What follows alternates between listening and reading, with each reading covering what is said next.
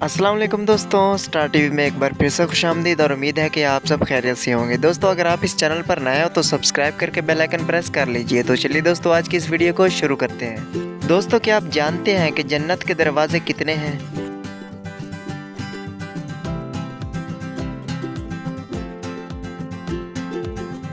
जवाब है दोस्तों 8 दरवाजे।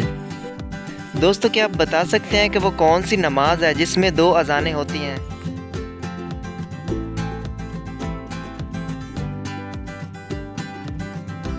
जवाब है दोस्तों इसका नमाज जुमा। कुरान मजीद का एक हर्फ पढ़ने पर कितनी नेकियां मिलती हैं?